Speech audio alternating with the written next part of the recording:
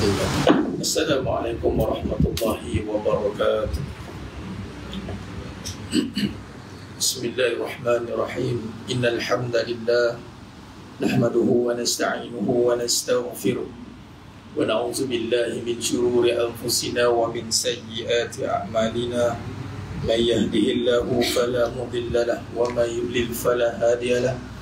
Asyhadu an la ilaha illallah wahdahu la syarika lahu wa asyhadu anna Muhammadan 'abduhu wa rasuluh. Allahumma salli ala sayyidina Muhammad wa ala ali sayyidina Muhammad. Rabbi yassir wa la tu'assir, Rabbi tammim bil khair. Rabbi shrah li sadri wa yassir li amri wa hlul 'uqdatam min lisani yafqahu qawli. Allahumma iftah 'alaina hikmataka wa anshur 'alaina min khazaini rahmatika ya arhamar rahimin. Wallahu allazi la ilaha illa huwa alimul ghaibi wasyahada huwa rahmanur rahim. Wallahu allazi la ilaha illa huwa al-malikul quddus al-malikul quddus as-salamul mu'minul muhaiminul azizul jabbarul mutakabbir. Subhanallahi amma yusyrikun. Wallahu al-khaliqul bari'ul musawwirul lahul asmaul husna. Yusabbihu lahu ma fis samawati wal ardi wa huwal azizul hakim. Wala haula wala quwwata illa billahil aliyyil azim. Wala manja minallah illa ilaihi, amma ba'd. Ayuhal mu'minun ittaqullah, usikum wa iyaya bittaqullah faqad fazal muttaqun. Sidang jemaah yang dimuliakan Allah Subhanahu wa taala, mudah-mudahan kita semua tergolong dalam golongan hamba-hambanya yang benar-benar bersyukur. Amin ya rabbal alamin. Alhamdulillah, syukur pada Allah SWT pada malam yang penuh barakah ni. Allah Subhanahu wa taala izinkan kita lagi sekali untuk kita duduk dalam suasana ketaatan, untuk kita berada dalam majlis zikrullah, yang mana Nabi sallallahu alaihi wasallam menisbahkan majlis zikrullah itu dengan raudhah min riyadil jannah. Kita yang ni duduk dalam taman syurga. Kita berada sekarang ni di dalam taman syurga. Disebut taman syurga itu adalah istilah kepada di dalam syurga. Kalau laman syurga tu mungkin luar laman, tapi kalau taman itu bandar dalam taman. Taman, maksud taman dah berada di dalam. Apatah lagi kita sedang membincangkan perbahasan pengajian yang mana kepada martabat kedudukan aulawiyat itu, yakni keutamaan ilmu, dan tentu dalam perbahasan akidah, yakni pengajian kita Tauhid sifat 20 ini yang kita bincangkan dalam perbahasan sifat 20 sejarah dan kupasan pendekatan akidah karangan Tuan Guru Dr. Ni Muhammad Syukri Nikman hafizahullah ta'ala.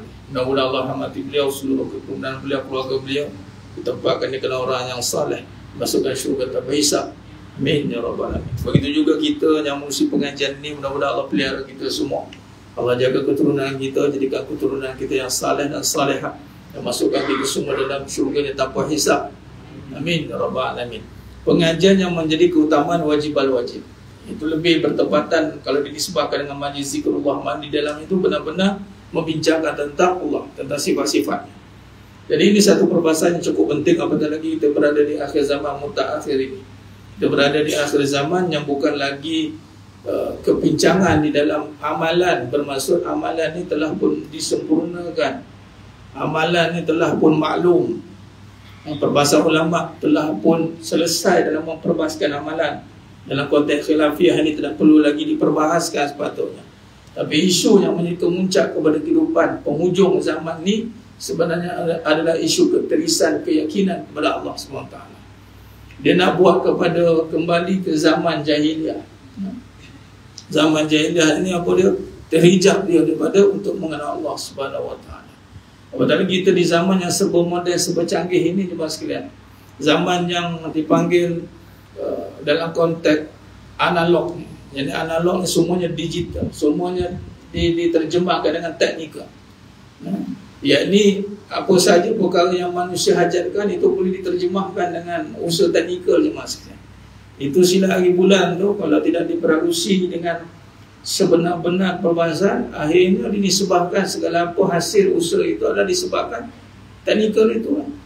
Dengan ilmu yang makin berkembang, ilmu sains sebagai contoh, dengan manusia hari ini boleh mencipta dengan pelbagai rupa bentuk binaan, ciptaan, Akhirnya manusia kalau dia tidak nampak ke mana Allah tuju kejadian yang Allah berikan kepada manusia, maka selagi pula akhirnya dia akan duplicate menjadi Fir'aun yang kedua, mengaku Tuhan tanpa sedar. Dia boleh buat apa saja hari ini dunia di masa ini. Dan Allah pula bagi kebebasan. Allah bagi kebebasan kepada manusia untuk melakukan apa saja yang dia mahukan. Silakan Allah bagi. Sebab tu jangan terkejut kadang-kadang dalam perbahasan yang buruk, bisyarri, yakni keburukan. Maka kata apa, dia kata jadi ustaz, dia duk jampi pun jadi. Memang Allah bagi jadi, apa nak heran. Maknanya pakai ilmu hitam pun jadi sekarang. Akhir zaman datanglah kumpulan, hati-hati guys. Hati-hati guys, ilmu hitam semakin kuat ni. Dia semakin kuat menterahannya, semakin kuat dia punya ni, ada pun disebahkan. Memang itu yang berlaku. Allah bagi peluang manusia ini buat apa saja tak nak dia buat atas muka bumi. Silakan. Tapi satu masa nanti Allah akan tanya baik semua perbuatan itu. Jadi di situ cuma sekalian nak diperkukuhkan itu adalah untuk kita kembali memantapkan kefahaman. Jangan sampai hal-hal kebendaan selain daripada Allah itu, min aghyar, selain daripada ghairillah, jangan sebab menjadi terhijab itu untuk mengenal Allah Subhanahu wa taala. Yang mana kita hari ini, kalau kita lihat sambung perbahasan kita masih dalam bab pendahuluan, muka 16 ini edisi yang kedua dalam surah Az-Zariyat ayat 56 kita berhenti kat situ. Kalau kita lihat tujuan utama diciptakan manusia adalah untuk beribadat kepada Allah Subhanahu wa taala, Tuhan yang Maha Esa. Jadi manusia sebut manusia semua manusia semua. Dan kita pun telah lihat pada perbahasan surah Al-A'raf ayat 172 itu. Alastu bi rabbikum qalu bala syahidna. Ini tidak terkecuali semua manusia. Yang Allah mengambil perjanjian terhadap jiwa mereka. Dalam konteks seluruh kejadian tiada yang terkecuali jin dan manusia. Untuk apa dijadikan? Untuk beribadat kepada Allah Subhanahu wa taala. Ibadat dalam konteks illa liya'budun itu adalah dengan beribadat kepada Allah SWT tidak akan berlaku. Itu perbahasan di bawahnya, kecuali dengan niat yang jelas, iaitu sengaja beribadat hanya kepada Allah. Sengaja. Apa perkataan Tuan Guru tulis? Sengaja. Sahaja aku. Saja. Saja. Bukan sebab lain, tak ada sebab lain. Sebab apa? Saja. Saja. Bukan sebab nak dapat apa-apa, tak ada. Sengaja buat kerana Allah. Dia tak ada lagi dakwa-dakwi, buat tu sebab susah ke, buat tu sebab senang ke, buat tu sebab ada sebab-sebab lain, tak ada. Dia buat beribadat tu sebab sengaja buat kepada Allah. Tuhan yang Maha Esa sengaja berbuat demikian pula tidak akan tercapai. Sengaja berbuat itu tidak akan tercapai matlamatnya kecuali dengan mengenal Allah Subhanahu wa taala secara tepat.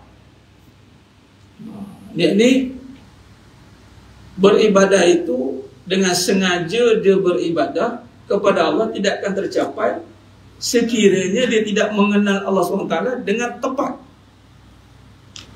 Tepat dengan maksud dia tidak pergi kepada, dia panggil yang pertama di sini kalau tengok pada Imam Syafi'i dalam yang sebelah perenggan atas tu, dia panggil tergantung, jazam.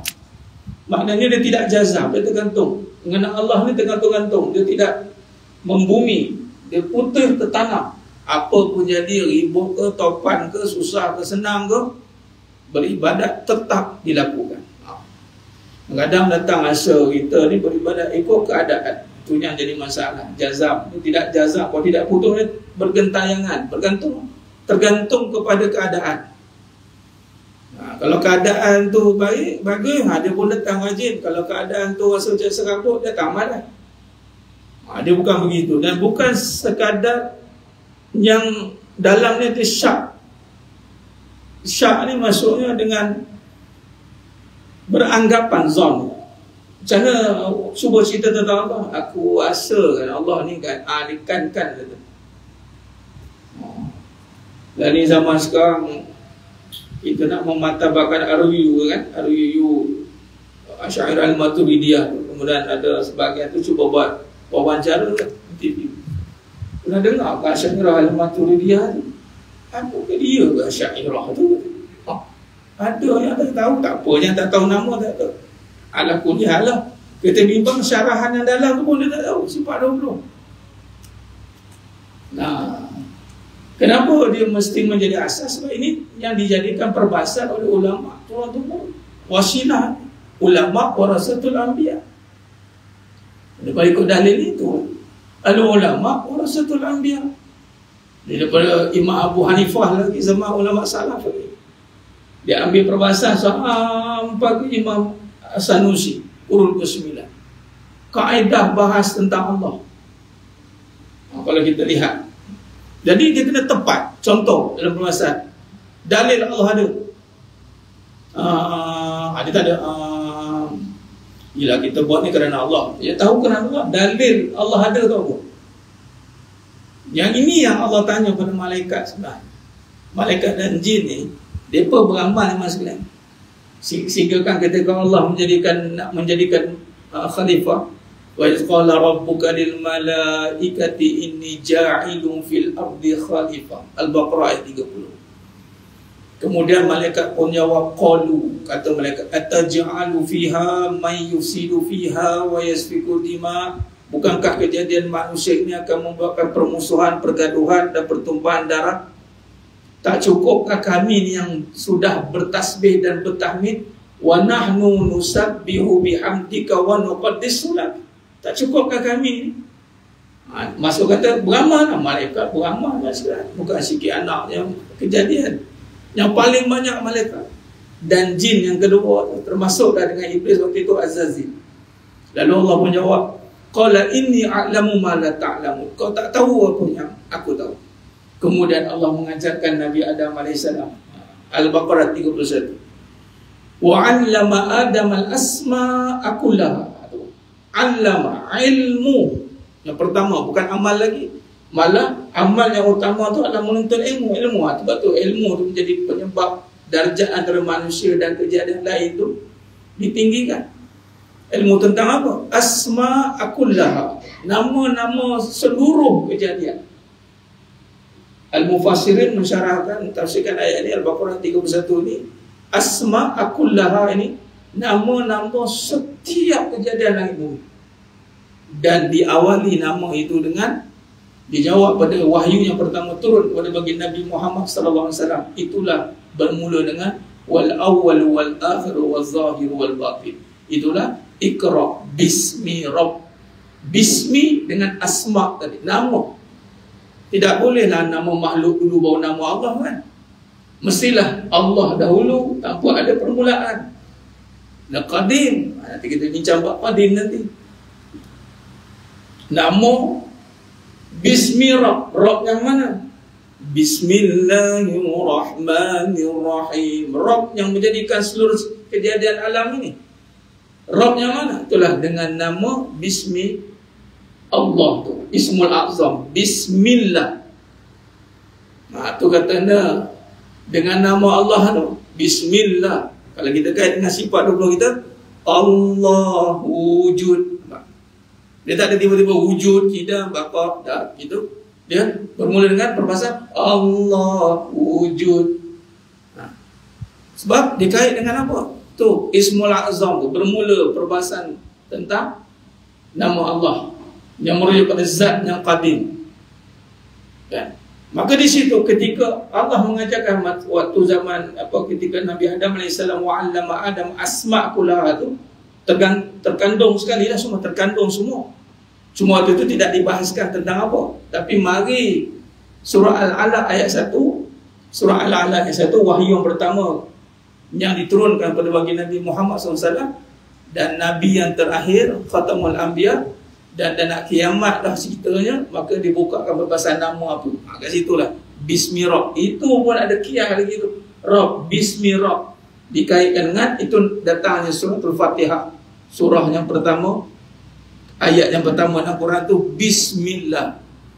Sebab diajukan soalan Bismi Rabb, Iqra, baca dengan nama Tuhan. Tuhan yang mana? Bismillahirrahmanirrahim. Itulah Tuhan yang menjadikan sekalian alam ni.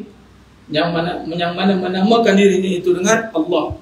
Tu Ismul A'zam, nama bagi zat yang qadim. Itu perbahasan sifat tu. Sifat kata perbahasan wujud, dan baqa tu. Cuma ketika malaikat Allah tanya, nak bagi tahu dengan tepat ni. Summa aradahum 'alal malaikah. Wa 'allama Adama asma'a kullaha summa aradahum 'alal malaikah. فقال أنبئوني بأسماء هؤلاء إن كنتم صادقين.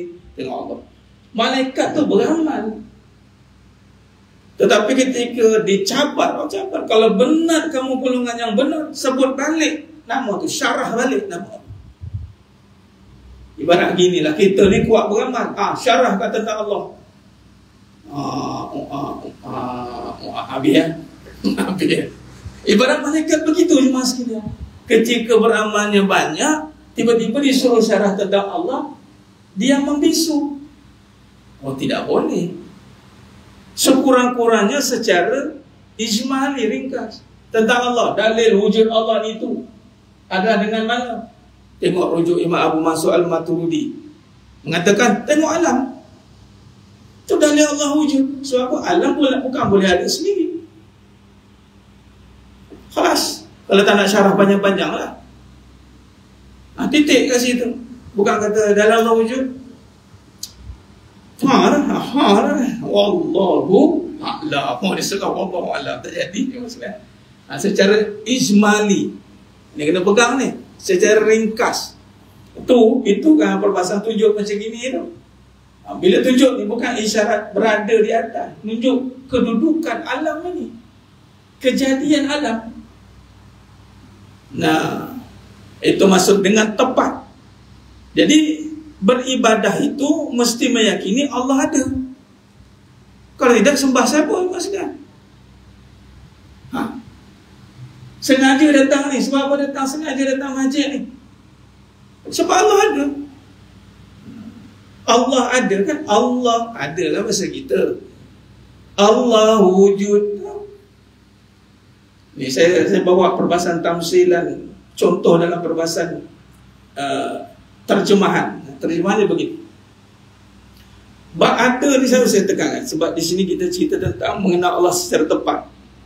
Ini nanti kita syarah lain ni, memandangkan ni kita syarah sikit. Kalau kita boleh nak panjang di awal, nak pendek di tengah ke, ikut kesesuaian ilhamnya sampai taman. Okay. Jadi ilhamnya sampai begini. Bab tepat ni, contoh datang rumah ni, datang rumah Allah ni, syariat ni dia panggil rumah Allah lah, syariat untuk kita. Syariat untuk kita, tempat solat, maka rumah Allah. Datang ke rumah Allah, apa sebab? Sengaja datang atau datang sebab ada masa lapang, atau dia macam atau. Jadi kalau nak faham perbahasan dia, kita bahas datang rumah mak. Kenapa datang rumah mak? Sebab mak masak sedap. Kalau mak masak tak sedap, tak datang. Bertuah dengan anak. Kalau lagi bertuah, lagi dahsyat. Nak agak-agak faraid, lagi dahsyat. Ni kenapa datang ni? Nak kata dengar cerita mak nak agih-agih kata. Nak agih-agih, aku tak mati lagi kata. Tuahnya lah. Ni kau datang rumah aku ni kenapa? Sebab mak ada lah. Kita pun bincang dengan kawan kita ke, dengan sesiapa kita jumpa, balik kampung ke ni? Dia tak balik dah. Kenapa tak balik? Mak tak ada dah. Ni balik kampung kenapa ni? Sanggup jam-jam balik Kelantan 8 jam. Bukan 8 dah, 12 jam lekat kat situ. Malah sanggup tu. Sebab apa? Sebab ada orang tua. Bahasa pasal tak ada orang tua. Ada mak ayah. Okey. Isyarat. Syariat datang rumah mak sebab ada mak ayah. Bukan sebab kita ada masa. Bukan sebab kita ada, macam-macam ada lah. Bukan sebab mak ada duit. Bukan mak masak. Bukan sebab apa, tak, sebab mak ada. Nak lagi dahsyat, rumah dia depan rumah mak.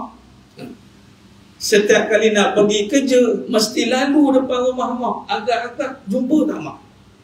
Ke main hall ke? Titik. Angkat tangan macam ni. Mesti kurang-kurang salam cium jalan. Cium tangan, zop jalan. Sebab apa? Mak ada. Jadi datang rumah Allah sebab Allah ada. Itu itikadnya tu. Kalau tak datang, jawab dengan iman. Tepuk dada tanya iman. Takut nak jawab. Takut nak jawab. Kan takut sekarang macam perbahasan tadi. Kenapa tak tahu mak dah? Mak dah tak ada. Kenapa tak tahu mak Allah dah? Jangan sampai beriktikad Allah tak ada. Habis. Kalau ada alasan tu kau minta maaf, ya Allah, minta maaf ya Allah, tak dapat datang ya Allah. Aku tahu kau ada ya Allah. Tapi sibuk Allah. Ni tepat ni, tuan-tuan datang ni kena sengaja datang ni. Sama juga etikad, semua kena macam je. Walaupun saya tu datang pada Shah Alam ke sini, sebab ada kuliah. Walaupun syariatnya begitu. Tapi hakikatnya bila datang rumah Allah, di mana-mana pun kita etikad ada Allah. Itu tepat. Sama juga ibadat. Sebab kau beribadah, sebab solat, sebab buat baik, sebab apa? Sebab ada Allah. Sebab Allah ada. Okey, itu kita ambil contoh lain pula. Tadi contoh rumah, kita ambil contoh kerja. Tiba rajin ni semua ni. Mesti bos datang ni. Nampak ada bos. Pasang CCTV. Gila tak kerja?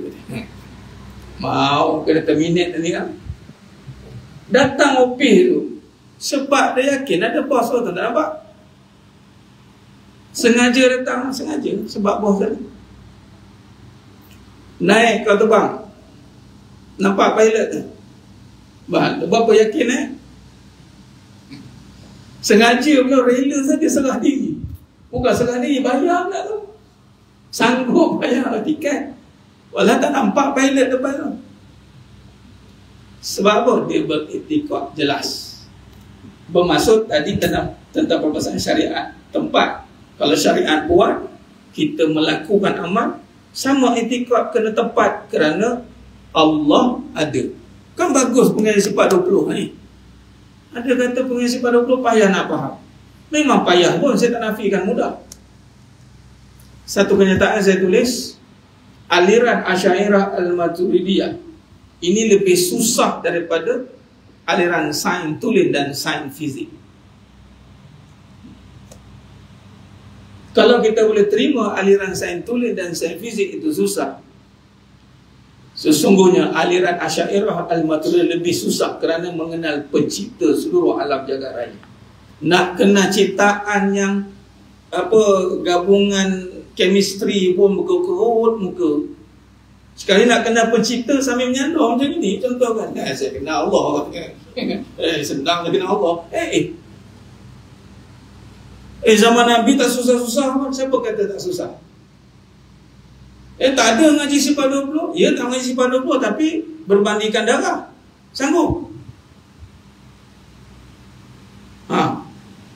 Susah juga ni mas sekalian. 13 tahun Nabi kena macam mana? Walah Nabi itu bukannya biasa-biasa mas sekalian. Sayyidina Umar Khattab radhiyallahu anhu, kalau kata nak pelempang wang tu, anytime nak pelempang wang, tapi tak ada pun. Susah ni. Susah.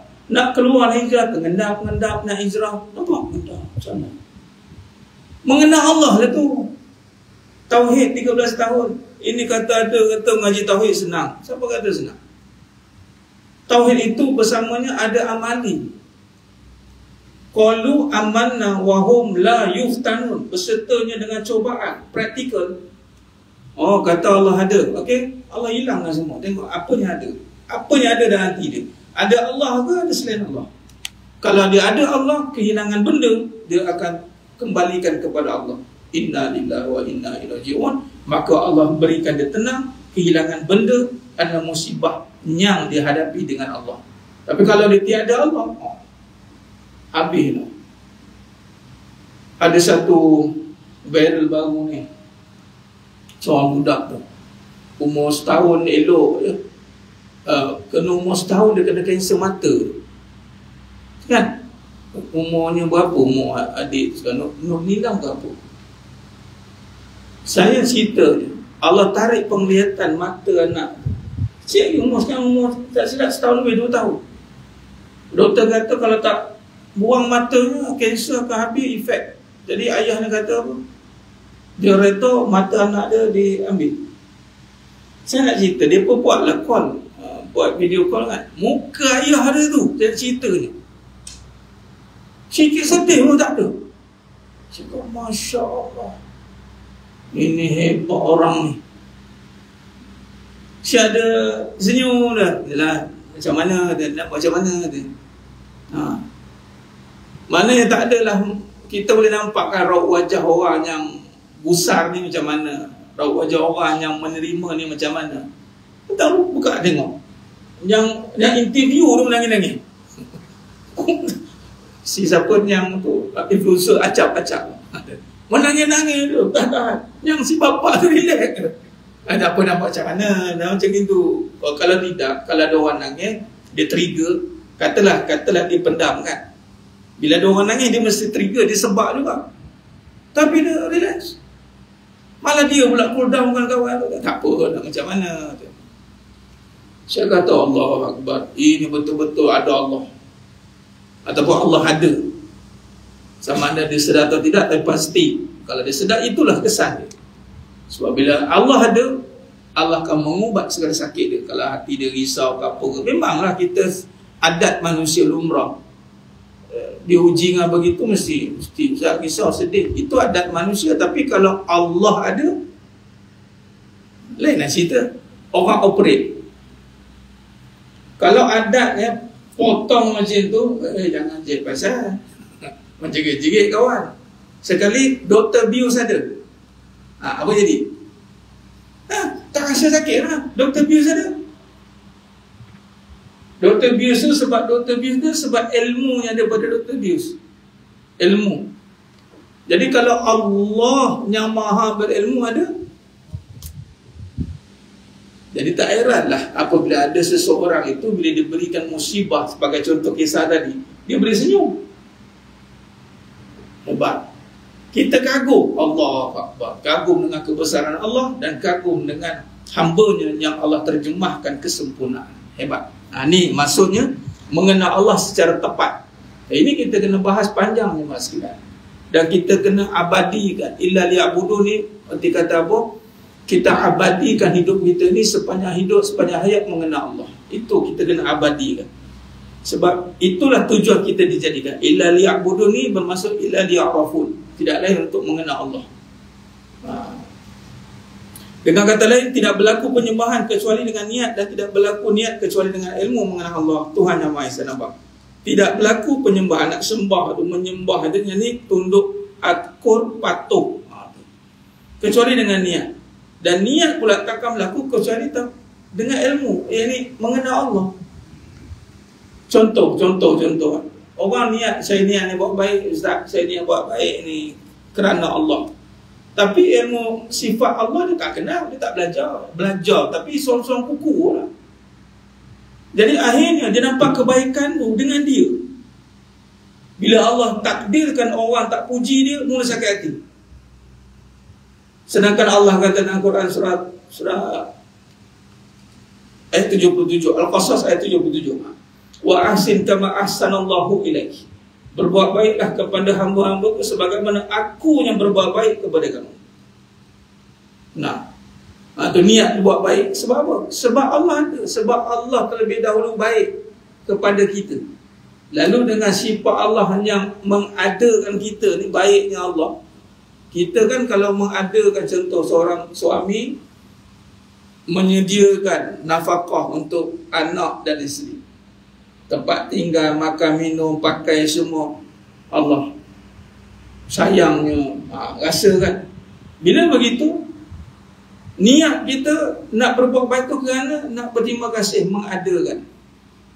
Maka bila kita kenal Allah dengan niat berbuat baik sebab kita nak betul-betul taat kepada Allah, yang mana Allah telah mengadakan kita ini, Allahu Akbar.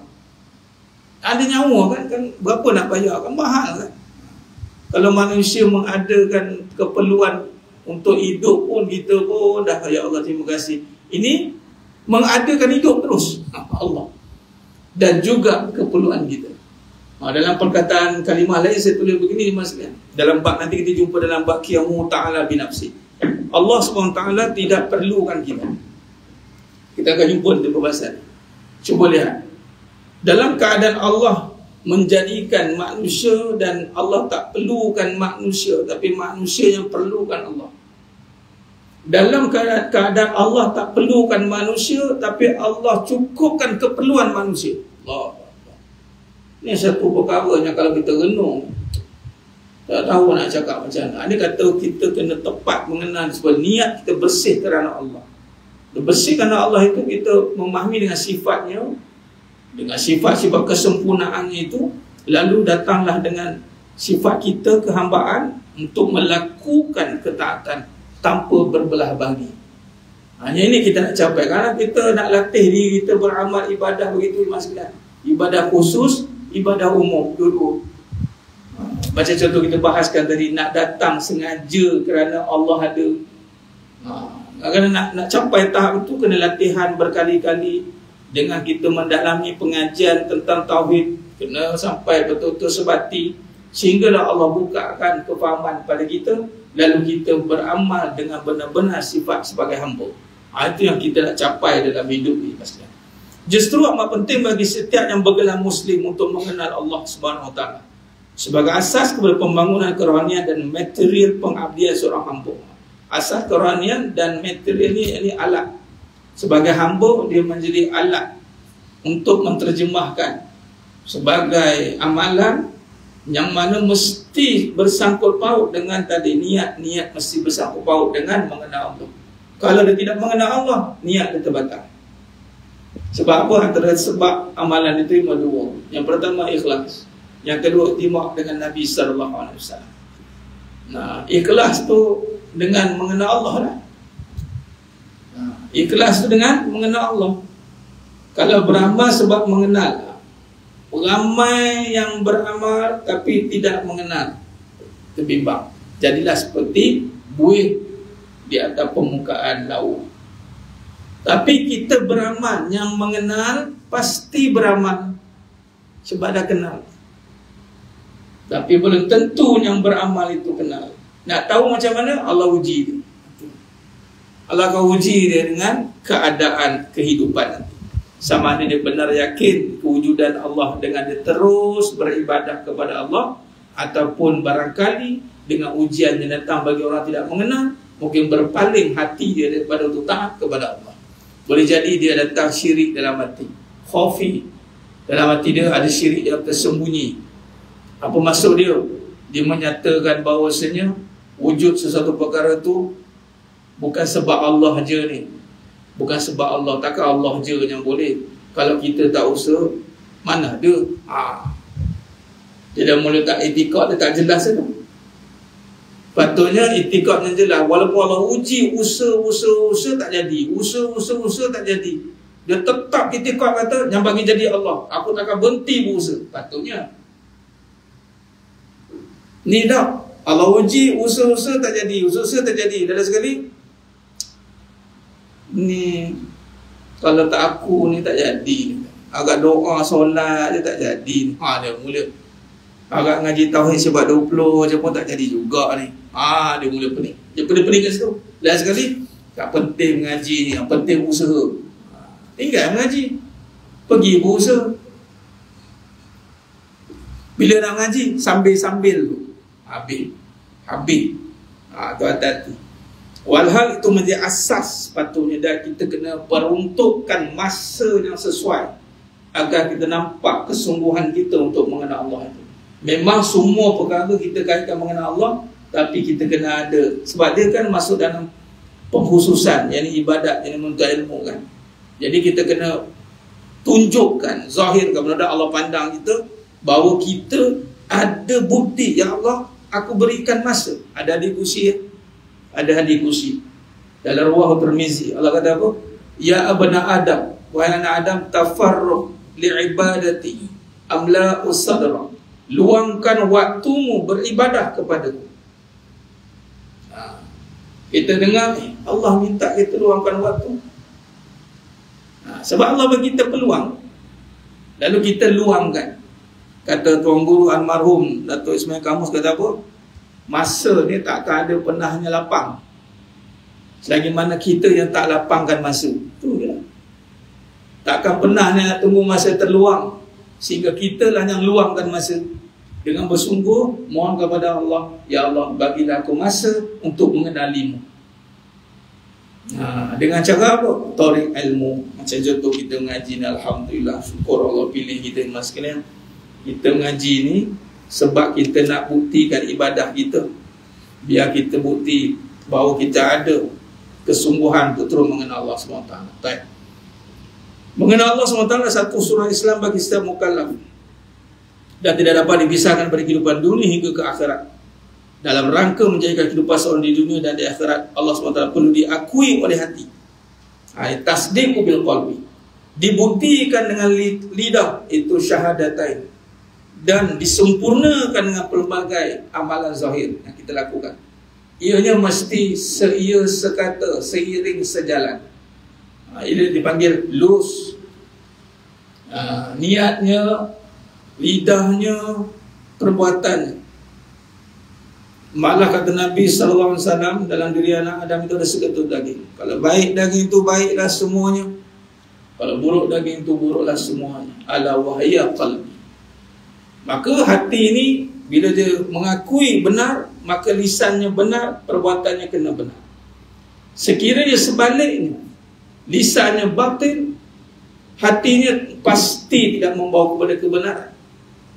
Sebab dia datang dari hati. Sebagai teko, dalam air teh tuang mesti air teh. Tak ada lagi dalam air kopi keluar air teh. Tak ada lagi.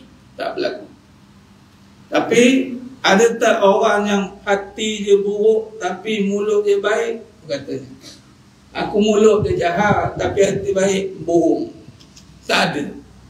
Kalau ikut hadis Nabi tadi, tak ada. Sebab apa? Secara logiknya, kita buka pintu rumah, depan muka pintu saja sudah berbau busuk. Adakah secara rasionalnya masuk dalam berbau wangi?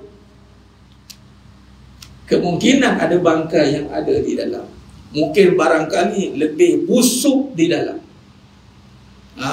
Dia tak ada lagi. Ada pun dia cuba menutup hati ni yang buruk dengan kata-kata yang baik, konon-kononnya bimbang-bimbang menjadilah munafik. Tetapi orang begitu mulutnya takkan tahan lama, dan sekali meluncur juga laju keburukannya itu. Terbongkar juga kata-kata buruknya apabila sampai masa diuji dengan sebenar-benar. Air ini jemaah sekalian, kalau digoncang begini bersih. Jadi ujian takkan jadi masalah bagi orang yang hati bersih. Tapi kadang-kadang atasnya bersih, bawahnya ada keladang. Sampai bila nak tahu keladang ni? Diguncang. Bila diguncang, keruhlah air ini. Maka terzahirlah rupanya dalam hatinya ada perkara yang tersembunyi. Siapa yang tahu? Allah Ta'ala tahu. Tapi boleh jadi ketika digoncang, maka keluarlah buruk itu, maka dibersihkan. Sehinggalah goncangan itu tidak mengubah struktur air. Maka itulah sebenar orang beriman. Ujian tetap ujian, tetapi hatinya benar, lidahnya benar, zahirnya benar. Ini yang kita nak pastikan. Menurut Imam Syafi'i rahimahullah ta'ala, di dalam kitab Fiqhul Akbar, Fiqhul Akbar ni ada dua perbahasan. Satu yang mula-mula dikarang oleh anak murid Imam Abu Hanifah, Fiqhul Akbar. Yang kedua, itulah Al-Imam Syafi'i rahimahullah ta'ala, Fiqhul Akbar, di karya akidah. Di sini Perenggan ini dimaksudkan boleh dijadikan sebagai rujukan. Keluarkan kenyataan ini, letakkan, jadikan kata-kata yang menjadi rujukan harian. Apa kata Imam Syafi'i? Sebab kita Syafi'iyah kan. Imam Syafi'i rahimahullah ta'ala kata apa? Setiap individu dituntut supaya meyakini Allah. Mas sekalian, barang yakin bukan barang sembang tepi jalan. Barang yakin bukan sembang kedai kopi, mas sekalian. Ini barang yakin, barang duduk dalam hati yang dibangunkan dengan torik pengajian yang sebenar-benar. Dan ini menjadi tuntutan. Dan yakin itu bermula dengan perbahasan ilmu yakin, ainul yakin, hakul yakin. Dan kalau perbahasan di sini dituntut, makna kata menjadi tuntutan. Yakin berbeza dengan percaya. Percaya boleh berubah sebab percaya itu berada di luar sana. Seeing is believing. Tengok, percaya. Tapi yakin barang yang ada dalam hati, yang kalau kita bincangkan soal nampak pun, contoh, tak nampak aku tak percaya. Perbahasan yakin bukan kena nampak, perbahasan yakin kena ada ilmu. Yang nampak bukan mata kepala, tapi ilmu yang ada di dalam dada. Maka ini dituntut untuk yakin. Dalam bahasanya confident, belief dan confident. Orang yang confident ni pasti kepercayaan dia benar. Sebab kepercayaan ni adalah perbahasan yang dilihat bersandarkan kepada keyakinan yang benar. Yakin ni mesti kena ada jalur dia. Ia ni melalui apa? Ilmu yang pertama ulama bahas. Dan kalau lihat pada perbahasan pengajian akidah, itu bila nak mencapai yakin, kalau ilmu dia mesti memahami tentang ilmu sifat, perbahasan tentang Allah. Itulah belajar tentang 20 yang wajib, 20 yang mustahil, 1 yang harus. Digabungkan ketiga-tiga ini, maka jadilah dia ilmu yakin. Orang kata, kalau ustaz tak ikut jalan yakin dengan belajar 20 wajib bagi Allah, 20 yang mustahil, 1 yang harus, bahasa saya lah mudah dia, silakan kalau boleh yakin. Allah akan uji kamu. Ini jalan yang telah diperakui turun-temurun, jalan membina keyakinan.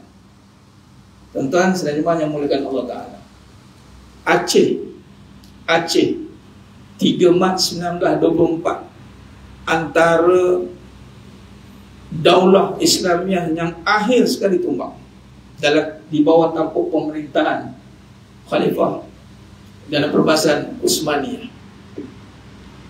Apa rahsia resepi dia boleh jadi last man standing?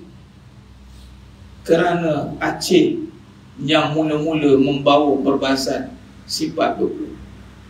Itulah Syekh Muhammad Zain, Bidayah Al-Hidayah.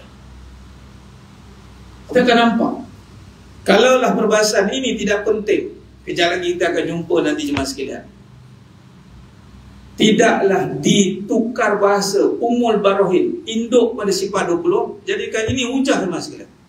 Kalaulah kata perbahasan sifat 20 dia tak penting, kenapa orientalis terpaksa tukar syarahan Ummul Barohin itu ditranslate dalam bahasa Europe? Waktu itu Europe Century, Britain memerintah. Mereka ambil manuskrip Ummul Barohin itu, ditransfer ke dalam bahasa Perancis, bahasa Eropah, Inggris, Jerman. Jangan kita bayar Ummul Barohin dia tak ada apa lah kot.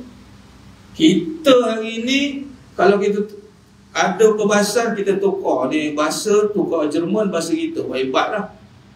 Ini mereka kena tukar bahasa Arab, tukar bahasa mereka. Perbahasan Ummul Barohin mas, ni kitab ni.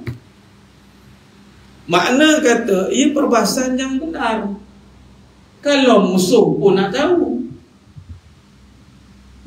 Jadi Syekh Muhammad Zain itu yang membawa perasaan bidayah al-hidayah masuk ke Aceh dan terus ke Nusantara, itu jalurnya Aceh.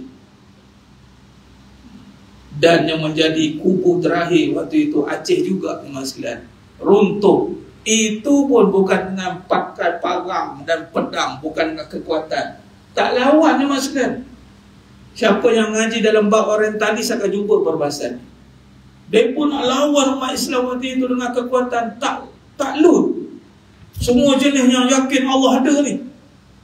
Dan sekali kena hantar Abdul Ghafur nama dia. Belajar ke Azhar 8 tahun, masuk jadi mufti Aceh. Tapi orang kafir. Itu orientalis.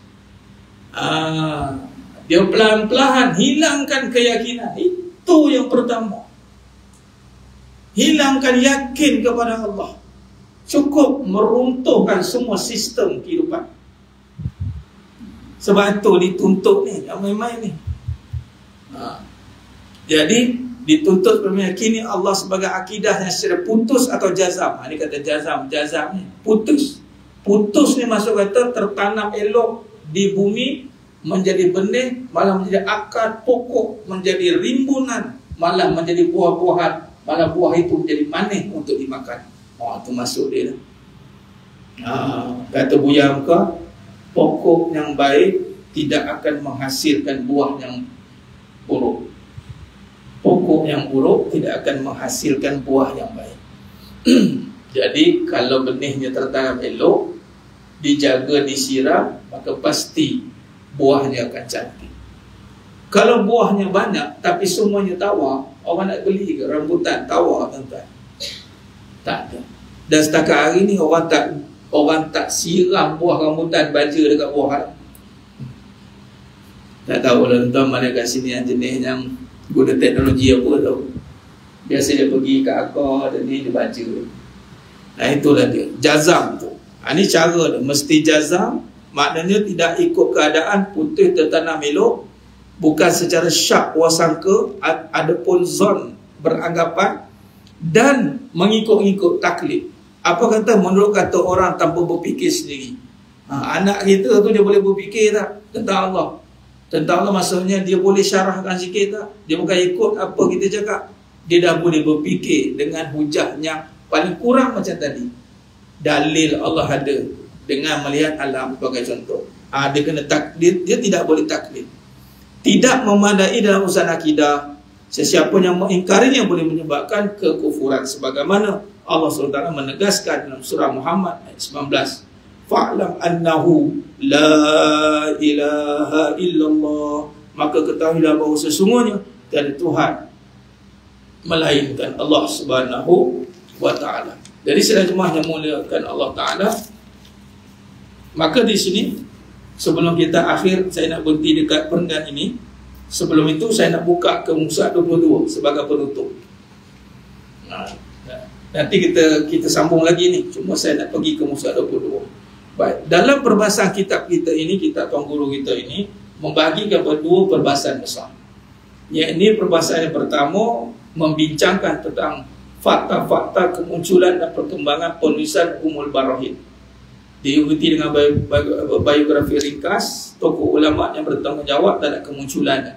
Seterusnya perbincangan tentang perkembangan kitab-kitab warisan dan reaksi salafiyah. Dan bahagian kedua, buku ini akan membicarakan tentang sifat-sifat Allah SWT yang turut dibicarakan oleh Imam Sanusi dalam penulisan Ummul Barahin, atau lebih dikenali sebagai sifat 20. Ada dua perbahasan besar dalam kitab kita ini, yang mana akan dibahaskan secara perinci mengikut bahagian. Dan kita masih berada pada pendahuluan yang membincangkan keseluruhan perbincangan ini. Jadi mudah-mudahan jemaah sekalian, Allah berikan kita kekuatan. Dan saya ulang lagi sekali, pengajian tentang Allah tidak semudah yang disangka. Saya tidak mengatakan ia mudah, ianya susah.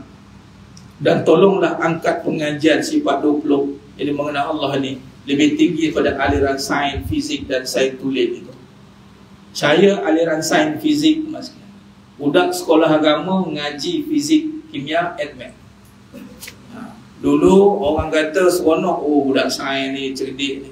Tapi bila saya hari ini dihybridkan, digabungkan. Di JAIS itu 1990 berapa lupa.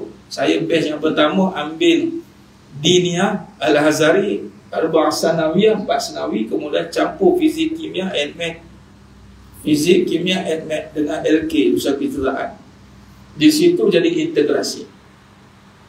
Dan habis saja sambung architecture. Sambung architecture. Dan di sini nanti tuan-tuan di masalah akan nampak background Al-Imam Musanusi pun multitasking.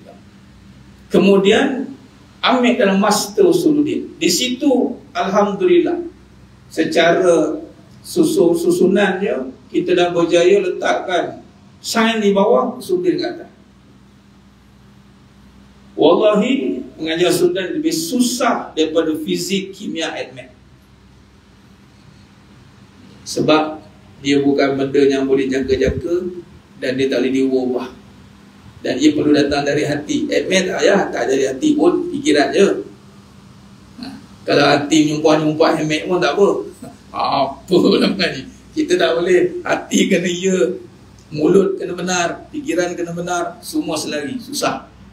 Jadi saya mulalah suka saya bagi tahu pengajian ni pengajian yang susah, tetapi Allah Maha Pemurah. Allah tidak akan menyusahkan kita. La yukallifullahu nafsan illa wus'aha. Itu saja mas sekalian, itu saja saya nak beritahu. Jadi berilahkan komitmen yang tinggi kepada pengajian Syifa20 ataupun Tauhid ni. Mudah-mudahan Allah berikan kita kedudukan yang tinggi. Kerana ini ilmu ni ilmu yang tertinggi di kalangan martabat ilmu yang lain. Wallahu alam. Kita tutup dengan munajat umat sekalian bi qiraat surah Al-Fatihah, sab'ah qiraat, arba'at asyar riwayat fi kulli hajat insyaallah.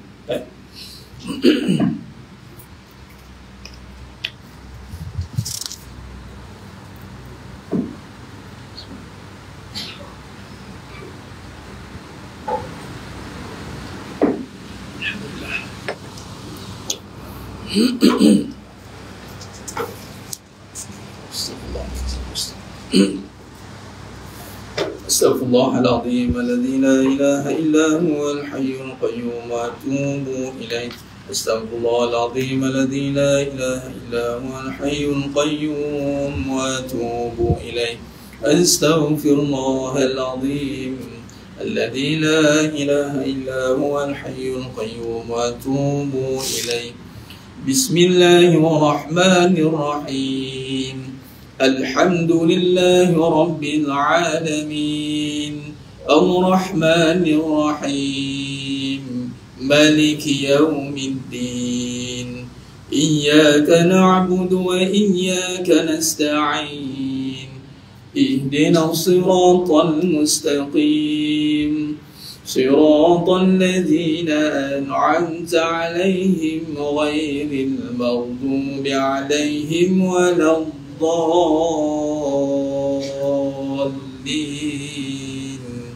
Amin. Bismillahirrahmanirrahim.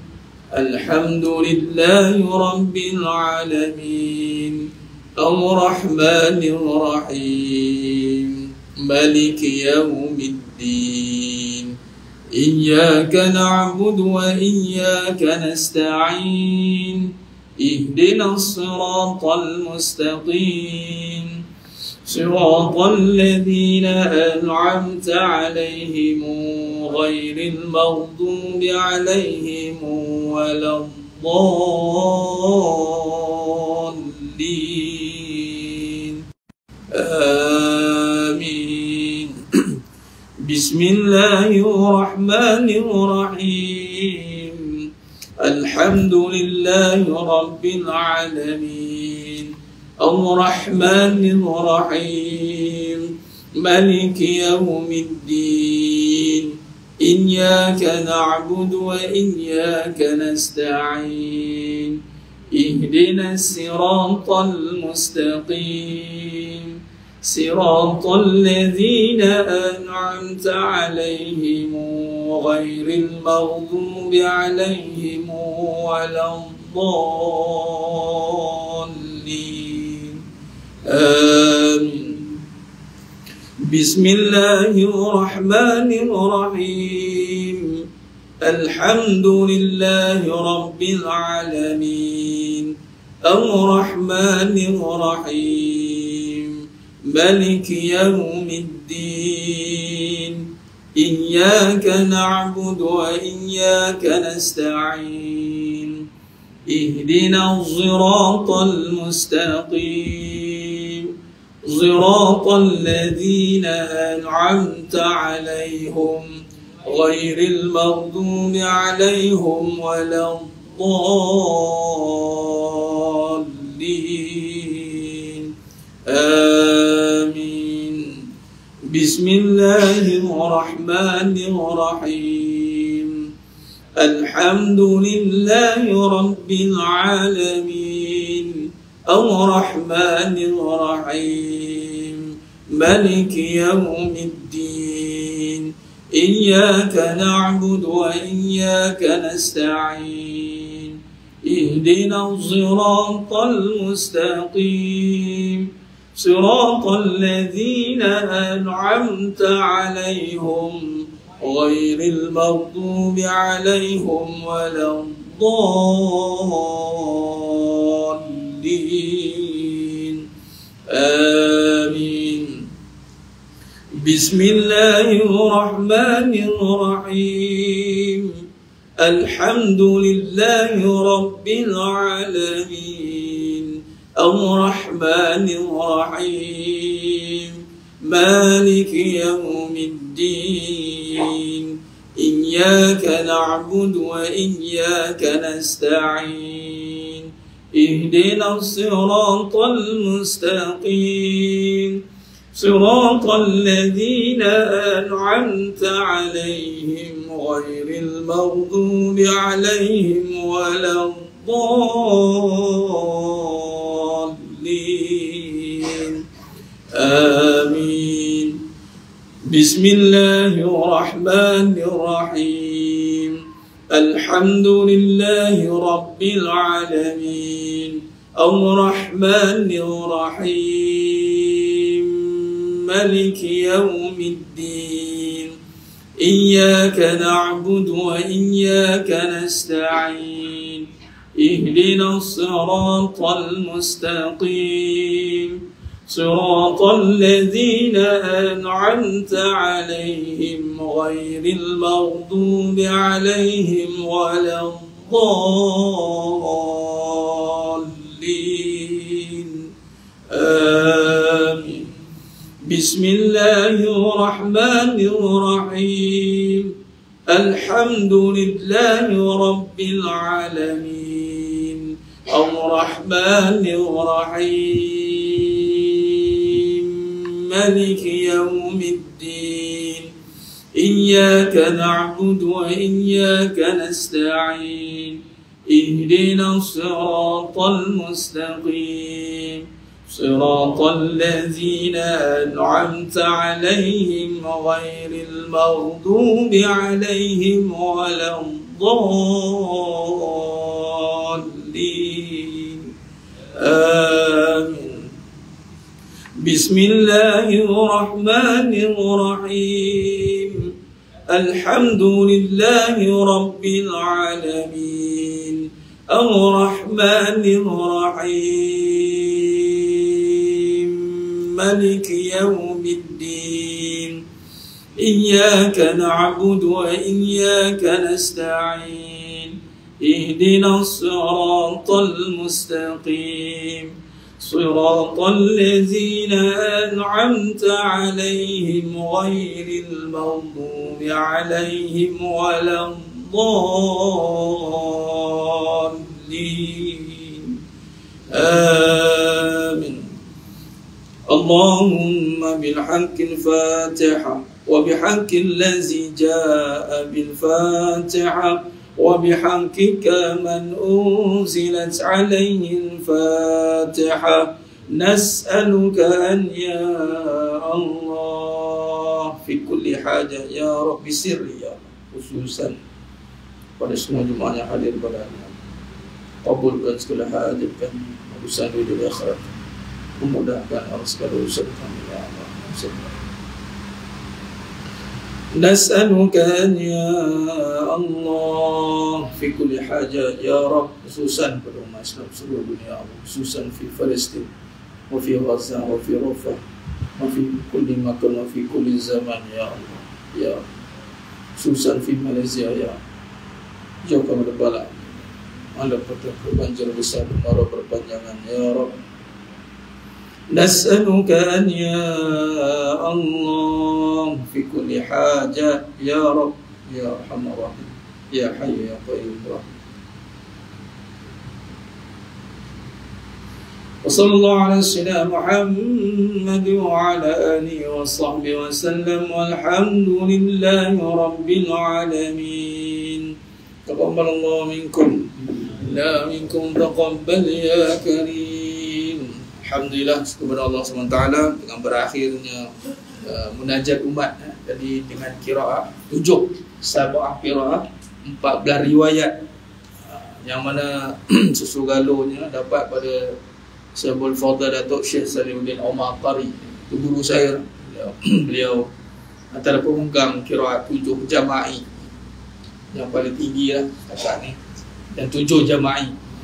Alhamdulillah dengan tawasul doa akhir itu, doa tawasul dengan kalam Allah, dengan suratul Fatihah. Mudah-mudahan kabul hajat kita semua. Amin ya rabbal alamin. Itu saja, kita berjumpa pada siri akan datang. Mohon maaf daripada saya atas kekurangan, terkata-kata tukaran bicara dalam penyampaian. Hanya Allah Ta'ala sajalah yang mampu menyempurnakan perbahasan kita pada malam yang penuh barakah ni. Aku qouli hadza wa astaghfirullahalazim wa lakum wa bila taufiq wal hidayah. Assalamualaikum warahmatullahi wabarakatuh. Tangguh dengan tasbih kafarah dan suratul Asr. Subhanakallahumma wa bihamdika asyhadu an la ilaha illa anta astaghfiruka wa atubu. Bismillahirrahmanirrahim. Wal 'asr. Al-insana fi khusr illa alladhina amanu wa amilus solihat wa tawassaw bil haqq wa tawassaw bis sabr. Wallahu a'lam bis-shawab. Takbir. Allah.